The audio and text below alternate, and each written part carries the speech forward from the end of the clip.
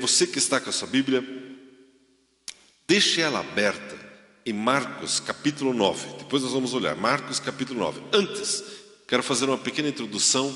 Ontem o Piúlio estava logo pela manhã comentando o seguinte, sobre o povo de Israel.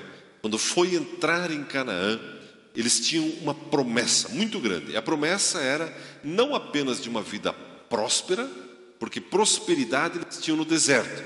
No deserto eles tinham água, eles tinham sombra de dia, eles tinham calorzinho à noite, eles tinham codornizes, as sandálias deles não envelheciam, né? O Pio até brincou que para as mulheres da época isso era um terror, né? O sapato nunca ficava velho, né? Então, a irmã queria comprar, o marido olhava, mas está novo ainda, não precisa, né? E também não tinha bolsa, né? Não ficava velho, né? Amados, aquilo é um tipo de prosperidade.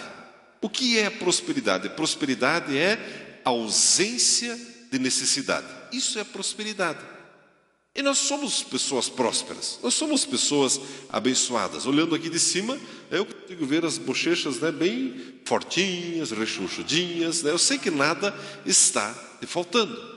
Dê uma olhadinha para o outro lado. Como é que estão as bochechinhas aí do teu lado? Dá uma olhadinha. Tem uma bochecha aqui que eu não achei muito bonita. Deixa eu olhar para o outro lado, né? Somos pessoas prósperas. Mas entrar em Canaã é mais do que prosperidade. Entrar em Canaã é receber uma vida abundante. Nós temos uma promessa de ter uma vida. Jesus veio para nos dar vida e vida em abundância. Qual que é a diferença de prosperidade e abundância? A prosperidade é a ausência de necessidade. A abundância é quando você tem tudo o que você precisa a ponto de poder abençoar o teu irmão, as pessoas à sua volta. Isso é abundância. Muitas vezes nós fazemos planos. Já viu quando a pessoa ela vai dar um depoimento? Olha, se você ganhasse na loteria, o que você faria? Eu reformaria minha meia água, eu colocava em dia as contas da Copel e fica por isso mesmo. Isso é prosperidade. Mas o crente ele olha em abundância.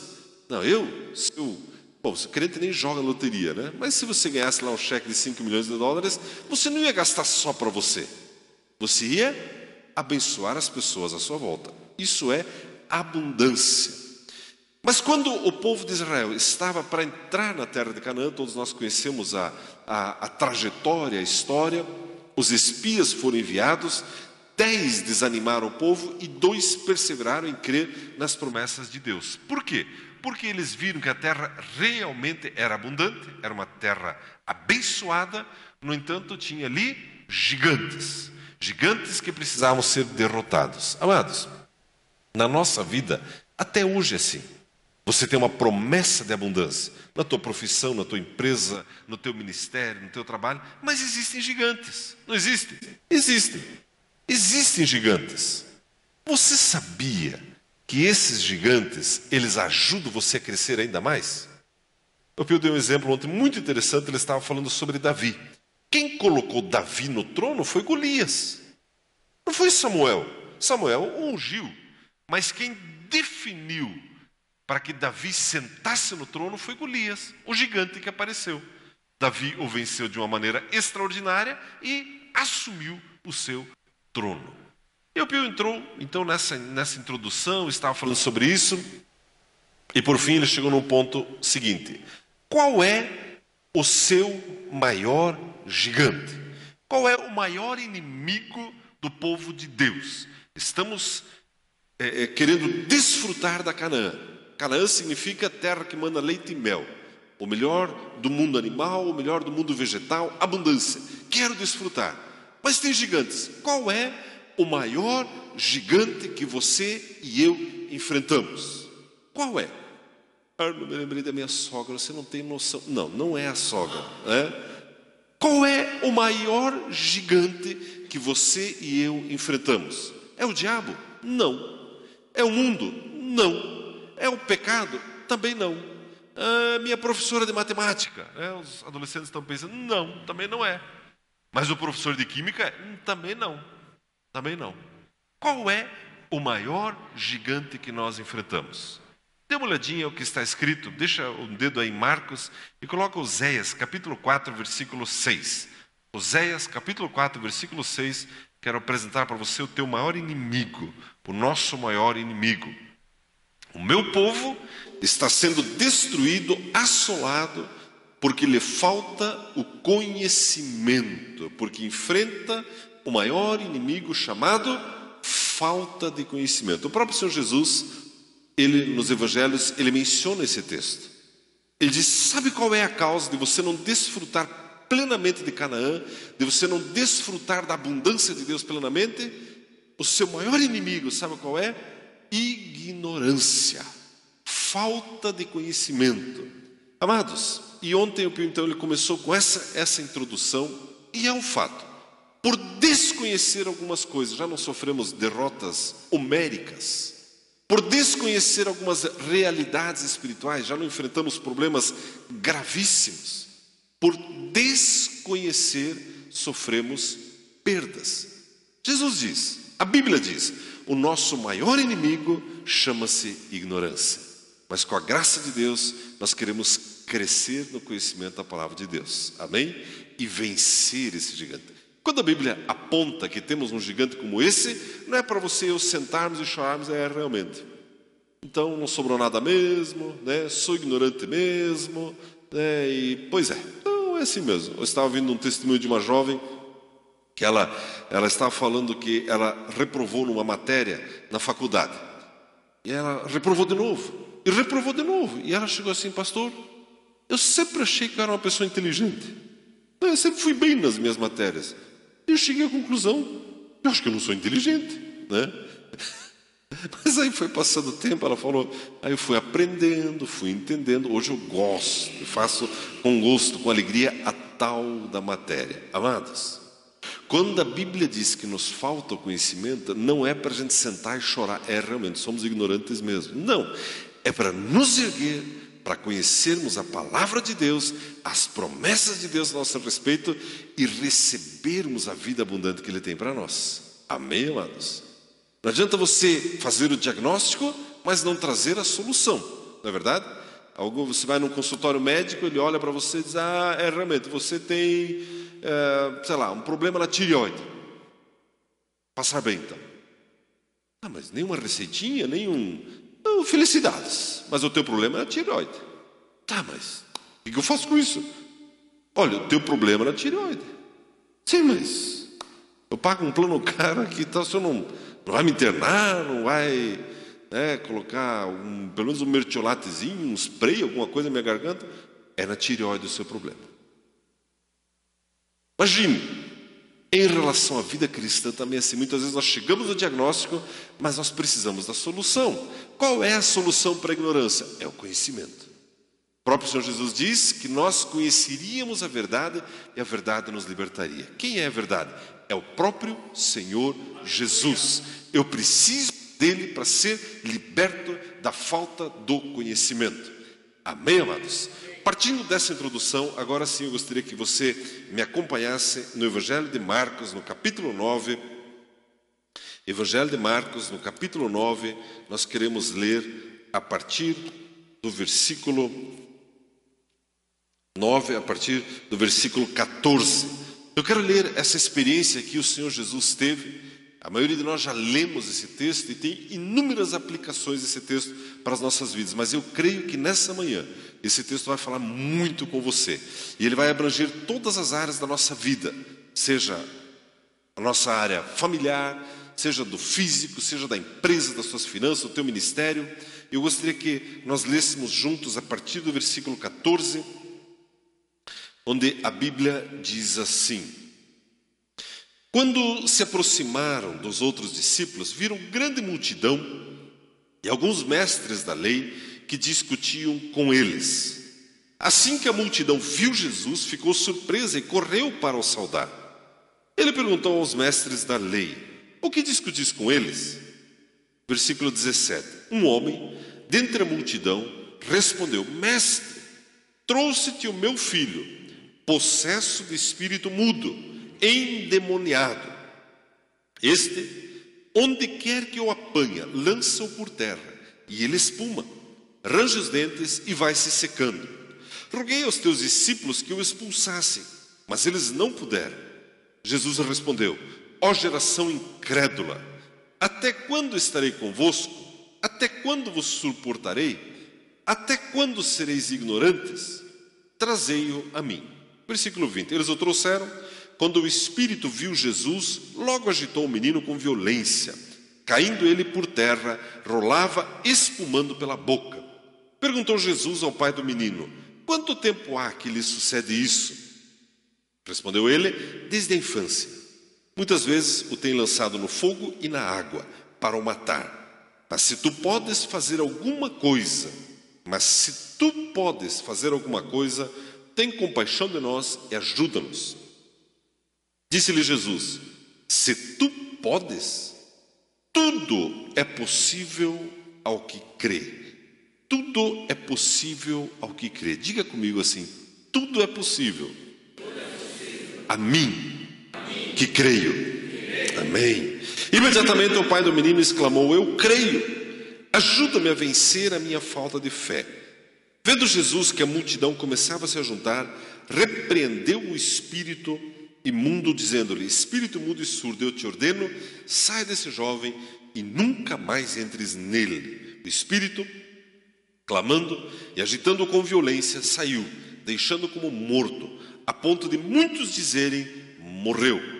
Jesus, porém, tomando pela mão, o levantou, e ele ficou em pé. Quando entrou em casa, os seus discípulos lhe perguntaram em particular: por que não pudemos expulsá-lo? Respondeu-lhes: essa casta só pode sair por meio de oração e jejum. Até aqui a nossa leitura. Se você não tinha feito o seu devocional hoje pela manhã, nessa leitura nós pudemos fazer o nosso devocional. Amados, eu quero dividir em 3 partes esse episódio com você nessa manhã. Primeiro, o quadro de dor instalado desse garoto e desse pai. Segundo, como que Jesus trata esse menino. E em terceiro lugar, como que Jesus trata os seus discípulos. O texto, amados, ele fala de uma derrota. O texto, na verdade, fala de um tempo bem frustrante, uma grande frustração na vida dos discípulos. E os discípulos tipificam a igreja, tipificam você e a mim. A Bíblia diz que eles ficaram a noite inteira tentando expulsar o demônio daquele menino e o demônio não saiu. Foi tremendamente frustrante, foi uma derrota para aqueles discípulos. E o que é que você e eu temos a ver com isso? Bem, vamos primeiro ver a situação que está a partir do versículo 17. A partir do versículo 17 nós encontramos um homem onde ele diz: trouxe-te o meu filho possesso de espírito imundo. A tradução possesso não é a melhor tradução. A melhor tradução é endemoniado. Qual que é a diferença? A diferença é que uma pessoa, ela não fica possessa, porque possesso está falando do corpo todo, do ser todo, corpo, alma e espírito. E os demônios, eles agem no corpo e agem na alma, não no espírito. Por mais endemoniada que uma pessoa esteja, por mais opressa que ela esteja, o livre-arbítrio da pessoa é preservado. A qualquer momento ela pode dizer: Jesus, salva a minha vida. Isso é muito importante nós sabemos. Mas assim como não existe santuído, também não existe possuído. O que é um santuído? Essa pessoa ela é tão santa, que ela nunca vai se desviar. É todo dia que você cuida da sua santidade.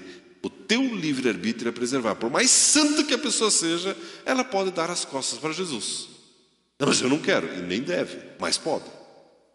Mas se eu pudesse, não queria, se eu quisesse, não podia. Mas enfim, não existe possuído. A pessoa, amados, o que eu quero dizer para você, por mais grave que seja a situação da pessoa que você conhece, ela ainda tem a chance de entregar a sua vida para Jesus. Amém, amados? É assim que funciona.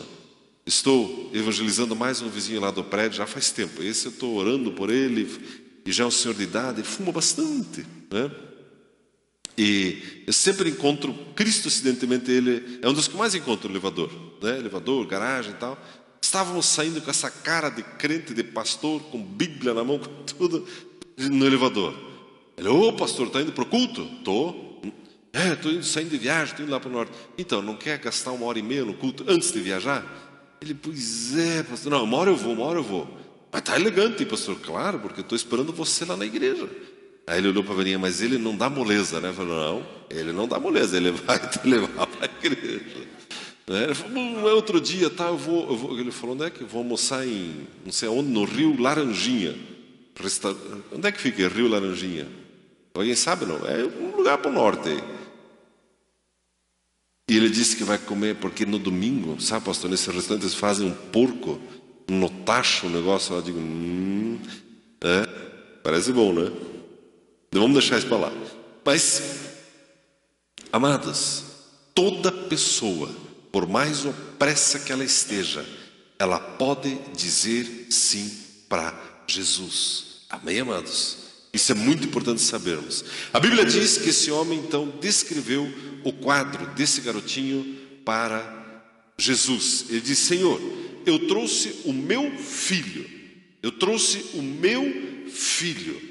possesso ou endemoniado por um espírito mudo. E ele fala mais, ele diz sobre a atuação desse demônio. Onde quer que esse demônio apanha, lança-o por terra e ele espuma, range os dentes e vai se secando. Agora você imagina a opressão desse pai, a opressão dessa mãe. É mais ou menos parecido com o que o Regis falou. Imagine você com um bebê que não pode entrar dentro de casa porque ele chora. Então tem que ficar do lado de fora. Frio, calor, sede, fome, do lado de fora. A Bíblia descreve o quadro desse garotinho ainda mais grave. O demônio, aonde quer que o apanha, ou seja, o demônio entra nele e joga ele na água, joga ele no fogo para o matar. Eu lembro de uma vez que fizemos uma ministração para uma criança que estava endemoniada e era exatamente o que está escrito aqui, exatamente assim. Com uma diferença, era um garoto de uns 9 anos e ele ficava constantemente tentando matar o irmãozinho de 5 anos. Matar de morte matada mesmo, era coisa assim, endemoniada, uma coisa terrível. E nós fomos ministrar aquela família. Amados, a ação do diabo é extremamente cruel e perversa. O diabo, ele não dá moleza para a humanidade. Quando falamos sobre fazer casa de paz, é esse tipo de casa que você e eu precisamos procurar. A Bíblia diz em Isaías, amados, que o ímpio não tem paz. Eu estava falando, né, vindo para cá sobre esse nosso vizinho, então, imagine, uma delícia, né? Pega de manhã, levanta, domingo de manhã, acende um cigarrinho, toma um cafezinho, entra no carro bonito, importado, agora vai pegar a estrada gostosa, olhando, vai comer um porquinho gostoso, né? Vai tomar lá sua cerveja, vai não sei o que, à tarde vai dormir, que é um urso, né? E de noite vai ver o Fantástico. Que programão, não é verdade? A Bíblia diz que o ímpio não tem paz. Pode comer porco de manhã, à tarde, à noite, não tem paz. Pode fumar de manhã, de tarde, de noite, não tem paz. Mas o carro é muito legal, Arno, não tem paz. A Bíblia diz em Isaías que o ímpio é como o mar agitado. Nunca tem sossego. Sabia disso?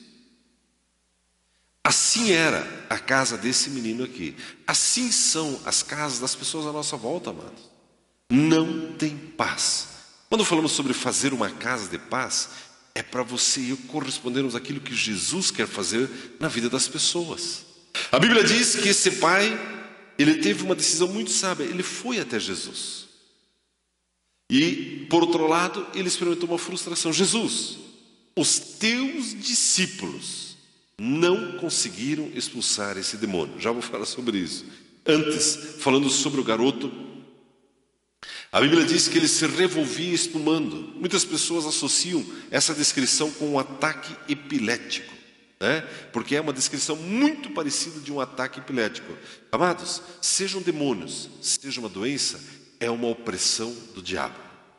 Esse era o quadro da vida desse homem. Esse é o primeiro ponto que eu quero falar para você. O quadro de dor instalado. Eu preciso me despertar para isso, amados. A dor na casa das pessoas é muito grande. Essa semana, 2 jovens me contaram um testemunho muito interessante. Um jovem, ele chegou para mim no fim de semana passado, disse: tem uma colega de trabalho que me falou que o pai dela está morrendo. E eu ofereci oração. Ela não quis, e agora ela quis, porque o homem está morrendo mesmo. Mas eu nunca fui visitar assim uma pessoa morrendo. Você não quer ir comigo? Eu olhei assim, eu faço muito isso. Eu falei: é o seguinte, você vai com esse outro jovem aqui. Vocês 2 vão. Mas nós nunca fomos. Vai dar certo, vamos lá. Vai lá com essa carinha de crente assim, vai dar tudo certo. E eles foram, quinta-feira à noite.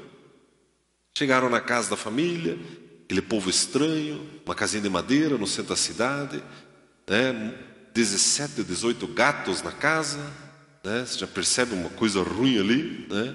Gato, tudo bem, né? Não vou dizer que não é de Deus, né? Mas pela madrugada, né? 18, né? Não pode ser de Deus um negócio desse, né? Não, mas tudo bem. Deixa o gato, deixa ele lá, né? Se fosse 18 cachorrinhos, 18 pastores alemão, aí, né? 18 gatos, né?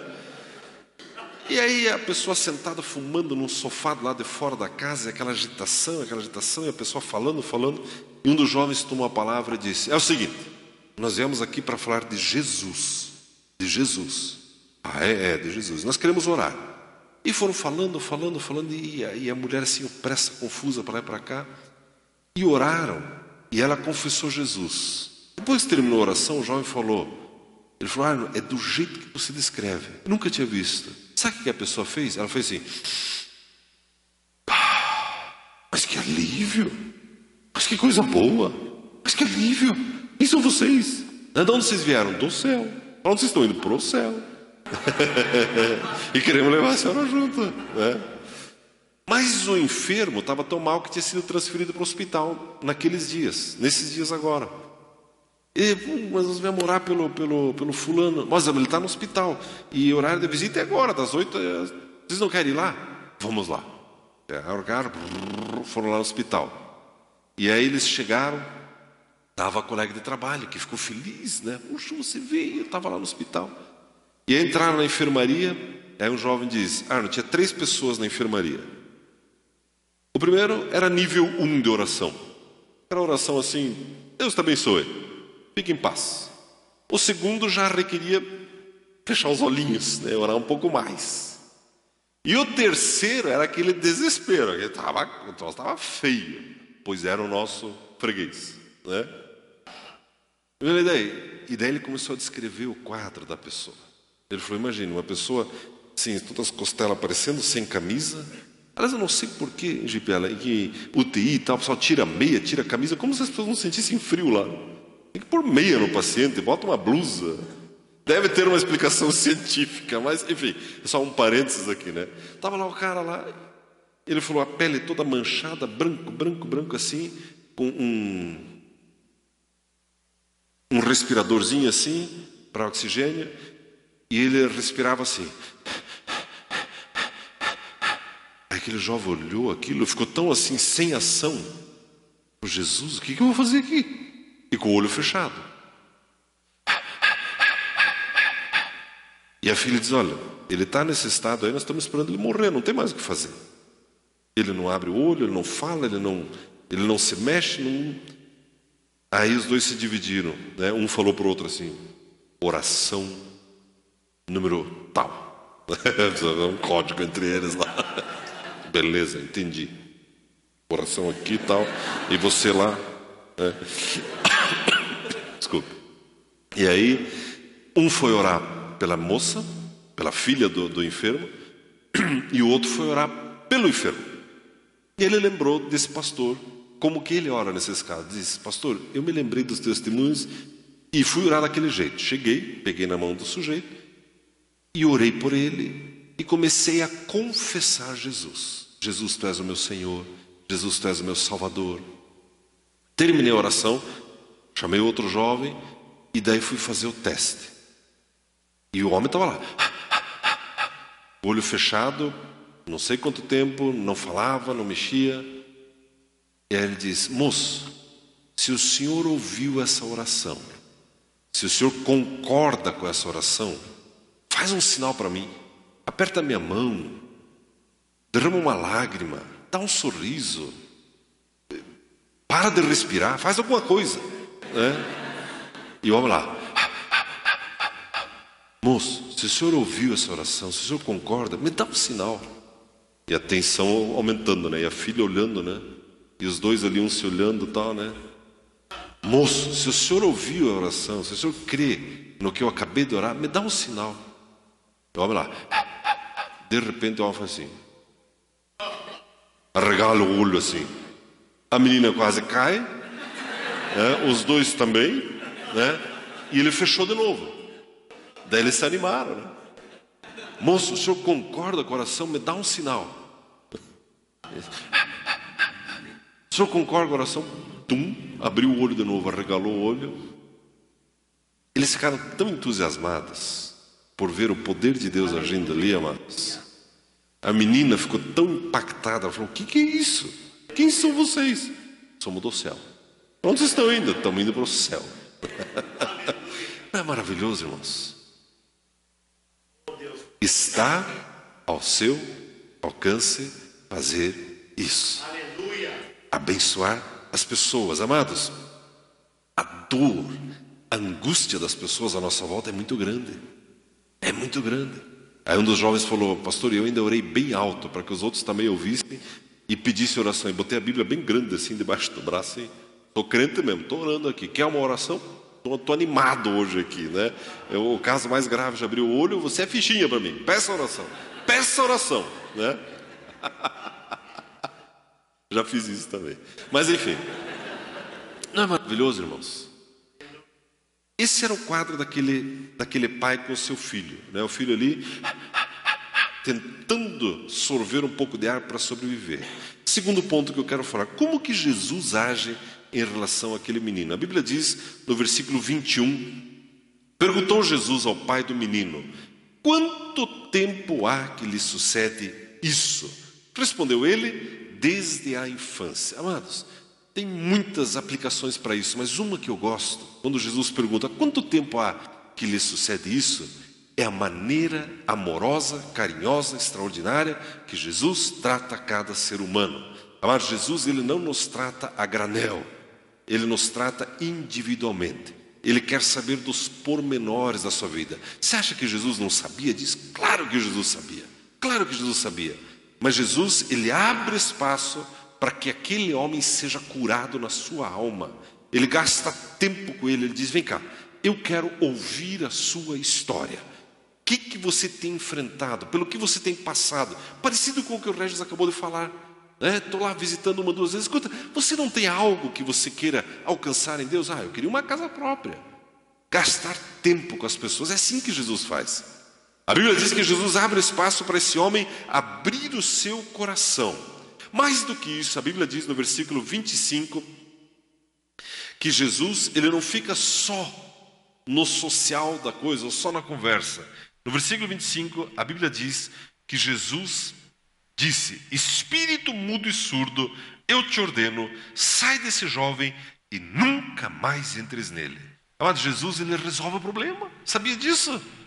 Sabia que Jesus resolve o seu e o meu problema? Arno, mas se você soubesse o tamanho do meu problema. Olha o tamanho do problema desse homem aqui.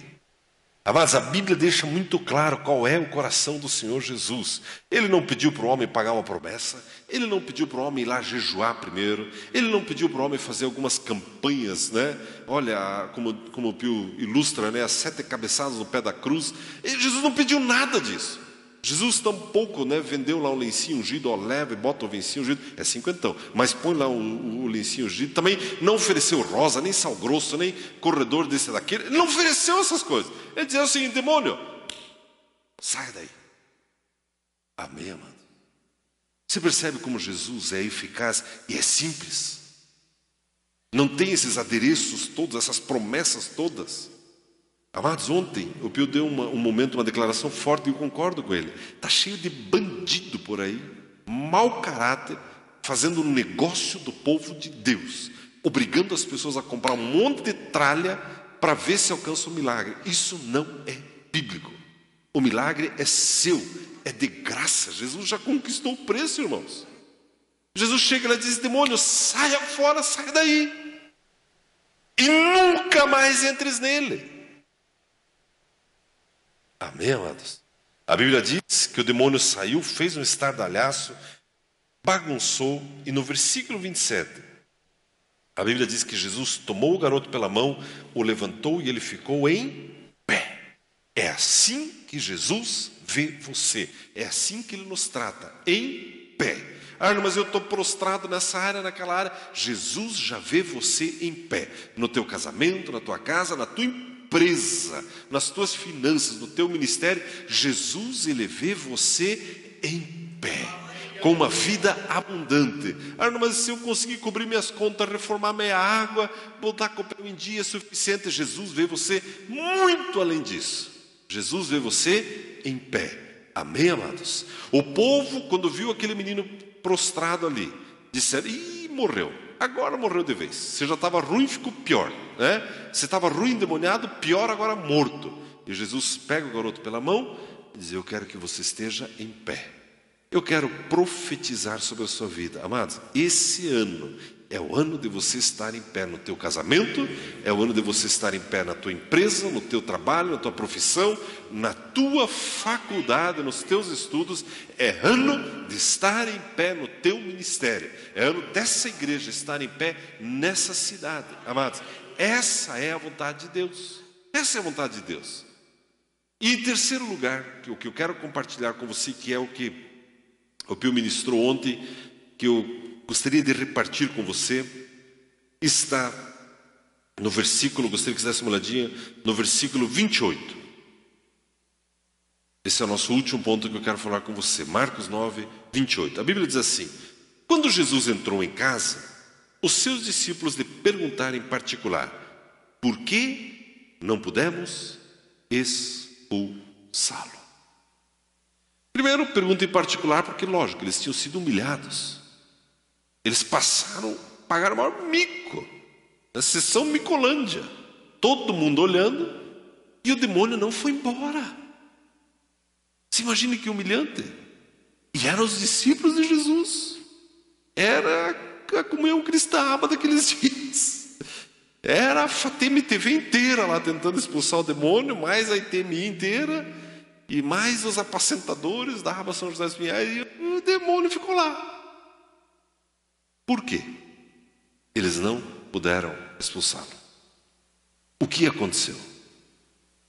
Não eram pessoas boas? Não andavam com Jesus? Não viram os milagres de Jesus? Já não tinham expulsado demônios? Já, tudo já. Por que não puderam expulsá-lo? Por que não puderam expulsá-lo? Por que você e eu, às vezes, enfrentamos algumas derrotas, e algumas já estão até cristalizadas? Ah, na minha casa é assim, o casamento é assim, as finanças são assim, a minha esperança era ganhar o carro para ver se ajeitava a minha casa. Por que sofremos algumas derrotas? Por que não pudemos expulsá-lo? Você imagina que frustrante seu Regis chega lá naquela família e diz: ó, deixa comigo, eu vou orar com você aqui, você vai entrar na casa, teu menino vai dormir.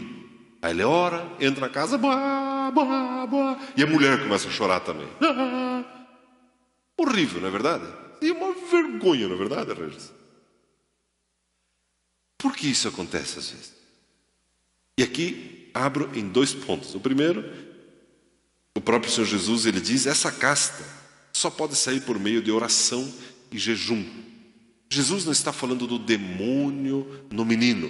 Ah, então tem demônio muito forte que tem coragem de jejuar, jejuar, jejuar. Não, não é isso que Jesus está falando. Ele está falando de algo chamado incredulidade, que habitava nos próprios discípulos.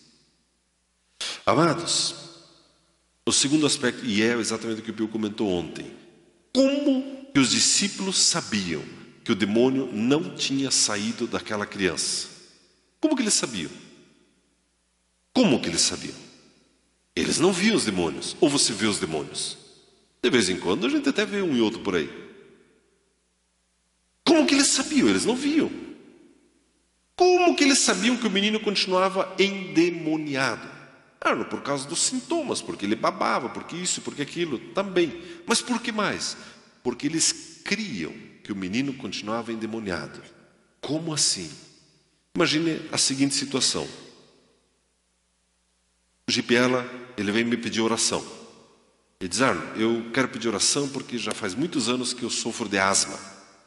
E toda noite, quando eu vou deitar, eu tenho que pôr vários travesseiros, e tenho que usar bombinha e não sei o que, e cano e oxigenador, isso e aquilo, para conseguir dormir. Você ora por mim? Oro, vamos orar. A Bíblia não tem promessa? Tem. A Bíblia não diz que Deus que sara todas as nossas enfermidades, sara. Então, oro pelo Gipiela. E ele, que gostoso, vou para casa. No dia seguinte ele volta, Arnold, tive uma noite horrível. Foi terrível, né? Tive que pôr até mais um travesseiro agora e tiveram que segurar minha mão para eu dormir a noite inteira ainda. Não consegui dormir. Por quê? Por que ele não recebeu o milagre dele? Por quê? Porque ao menor sintoma que ele teve de dificuldade respiratória, ele creu negativamente. Imediatamente ele creu, estou com asma. Aquela oração lá também, foi água com açúcar, café com leite, aquilo lá. Ele creu mais na asma do que na promessa bíblica. Os discípulos de Jesus, quando viram os sintomas do menino, começaram a orar. E o menino soltou lá uma baba de novo, uma espuma branca. Ih, está endemoniado. Creram mais no endemoniamento dele do que no poder que era o nome de Jesus. Amados, isso acontece conosco continuamente. Você e eu somos confrontados, nós somos colocados em momentos, em situações de crise, em que precisamos exercer fé. E você pode ou exercer fé na palavra de Deus, ou exercer uma fé chamada fé negativa. Baseado na minha experiência, eu sei que amanhã não vou conseguir pagar minhas contas. Baseado na minha conta corrente, eu sei que amanhã aquela duplicata vai para o cartório. Quando a Bíblia nos promete uma vida em abundância, será que não está na hora de crer ao contrário? Você pede oração pelo teu casamento. Alguém ora por você, pelo teu marido ou a tua marida. E você sai e no primeiro encontro que tem com ele, ele está com aquela tromba, aquele bafo de cerveja, aquela barba mal feita, aquela pança de fora. E não funcionou a oração. Não funcionou a oração. Calma. Por que você não crê nas promessas e começa a ver um príncipe ali? Filha, olha que pão. Aonde, mãe? Aqui. Mãe, a senhora está com problema de visão. Não, agora que minha visão está boa. Estou vendo como a Bíblia vê. Eu vejo ele em pé. Eu vejo o maridão em pé. É assim, irmãos. É verdade, irmãos. Ou a irmã também, né? De repente você está orando lá pela tua patroa, lá pela esposa e tal. Hoje vai, pastor. Hoje a gente vai se dar bem. Vai ser uma noite gostosa, abençoada com a família. Chega em casa, né? A mulher primeiro que ela está com bobs, né? Segundo tem uma piranha de cada lado. Piranha que elas, sabe, é um acessório terrível, né? Já viu aquilo? Aí, amor, tira essa piranha, pendura aqui assim na blusa assim. Mas que é isso, né? Aí bota aquela cirola verde, né? Uma cacharel laranjada. Aí você olha aquilo. Eu não estou falando de nós, velho. Eu li numa revista, né? E uma touca assim com preto e vermelho assim que vai até aqui embaixo, assim, de algum time, os fanáticos, né? Aí o cara olha aquilo, a oração não funcionou. Amado, veja uma princesa. Veja como eu vejo a velhinha, né? Sempre arrumada, bonita, elegante. Deus, eu vou ver o que a tua palavra diz. Eu vou ver ela em pé. Lá na sua empresa, né? Você chega lá, né? E você olha assim, tá vermelho aqui, tem um menos aqui, tá, e as duplicar teus negócios e tal, e o mercado isso e aquilo e tal. Jesus, eu vejo essa empresa em pé. E eu quero finalizar dizendo o seguinte: há um mistério sobre o tempo em que as coisas acontecem. Há um mistério nisso. Arno, mas eu fiz que nem Cananiquel, né? Então tá, então eu vi aquele maridão esquisito, fechei o olho, abri de novo, continuava lá. Né? Fechei de novo, continua lá. Aumentou o bafo da cerveja dele. Né? Agora ele botou um palito ainda para fora, assim e tal. Né? Agora ele anda com a cueca meio mastro dentro de casa ainda. Arno, que coisa horrorosa. Fechei o olho, continua. Há um mistério. Sabe qual é o mistério? O mistério chama-se tempo. Tempo. Você e eu precisamos entender isso. Precisamos aprender a lidar com o tempo.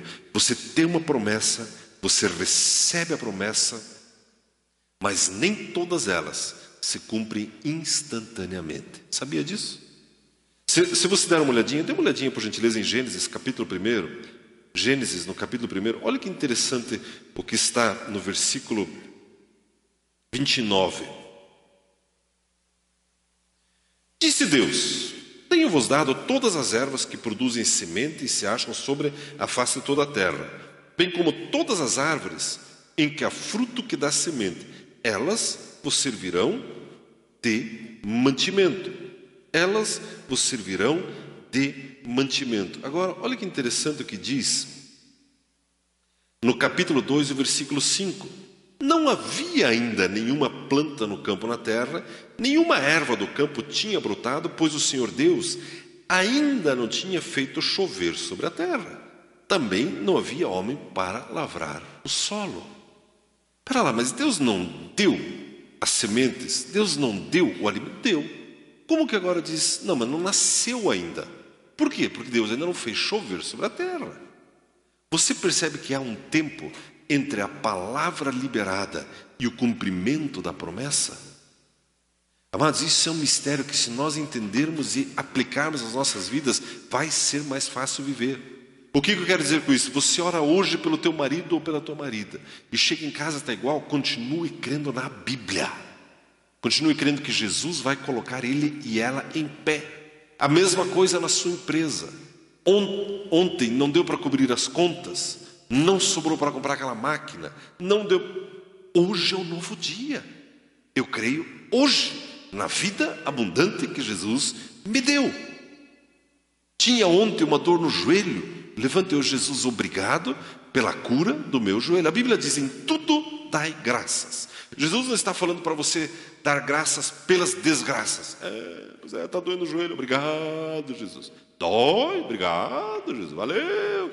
Não é isso que a Bíblia está dizendo. A Bíblia está dizendo para você agradecer pelo teu joelho curado. Jesus, obrigado pelo meu joelho curado. E está cheio daqueles ferros, aquele negócio, caiu de moto, aquele troço, sabe aquela... Como é que é o nome daquilo? Lisaróvel, né? Está cheio. Jesus, obrigado pelo joelhão. Eu já me vejo jogando bola. Eu já me vejo jogando tênis. Eu já me vejo fazendo o que mais que é difícil fazer com o joelho? Andando de bicicleta. Né? Aliás, tem uns heróis aqui, né? Em tudo dou graças. Por quê? Porque eu creio no cumprimento das promessas de Deus na minha vida. Amém, amados? Por que os discípulos não conseguiram expulsar? Porque eles criam negativamente. Eu vi, Paulo, saiu uma babinha lá do menino. Ih, Pedro, o demônio não saiu. Não. Não vai dar certo. Não. Eu preciso crer na promessa de Deus, nas promessas de Deus. Amém, amados? Você recebe essa palavra? Glória a Deus. Eu quero convidar